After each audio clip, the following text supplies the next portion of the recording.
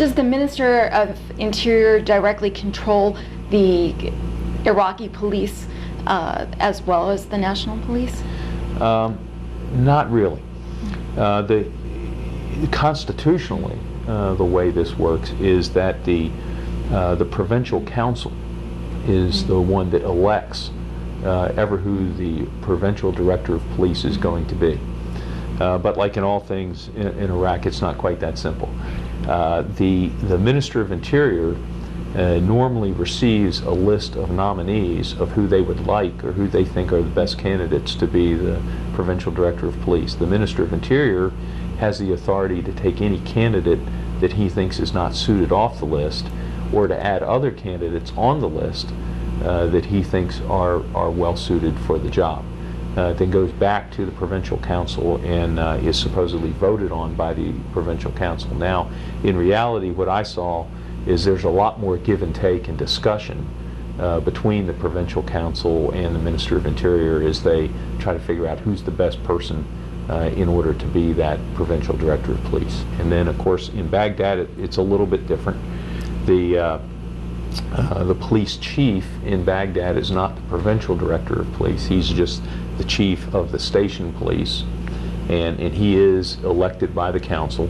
But then the patrol chief is appointed by the Ministry of Interior and is not subordinate to the police chief. He's a separate entity, and he works directly for the national level, unlike the patrol police in other provinces. And so it's a little different for Baghdad because it's capital city, it's the most populous city, and so forth. So it's a little bit different, but it's really a shared responsibility and very dynamic in terms of how they choose leaders.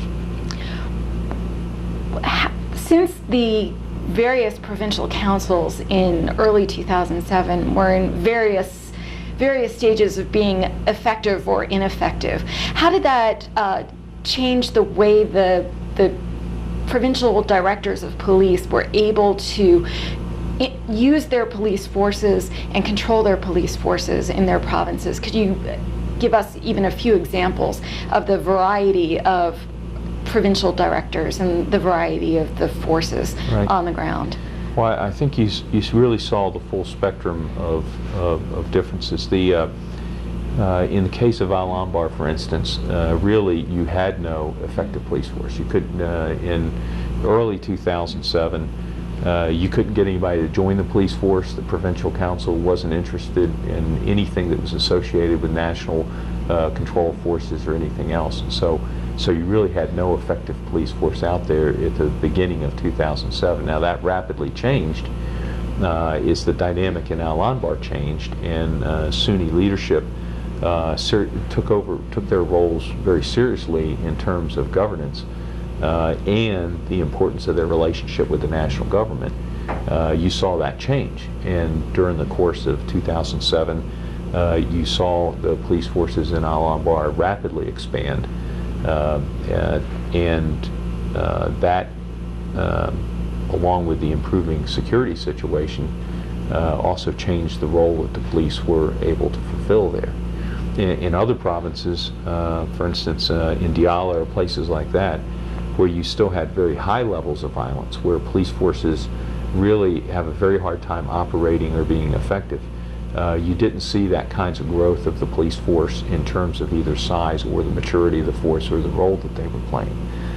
In Baghdad in 2007, you saw kind of in between those two, and that is continued growth of the police force, increased effectiveness, some controversy with the city council and dissatisfaction with the police chief, but managing to come to a suitable arrangement for him to continue to stay on and do his job in that kind of business. So it just varied from province to province based on a variety of factors, not the least of which was violence, and another part was the seriousness of which the provincial councils could take on doing their duties. As the violence went down in some of the provinces, let us say just north, just south of Baghdad, were you able to introduce more police forces and more prepared police forces than you were able to do while the violence levels were high. Right. I think overall police forces in the country grew in general, just so it wasn't necessarily associated purely with the level of violence. The place where it was most marked was clearly in Al-Anbar, but I think that was whether or not there was any cause or effect there, I don't know. I think a part of it was because the decision was made politically by the leadership in Al-Anbar that they were going to associate themselves with the government, and they were going to participate in the political process, and therefore they made it okay to be able to join the police force. And so that's why you saw that big change in that dynamic. In other places, you saw the increase of the police forces, even in places where there were high levels of violence, like Baghdad.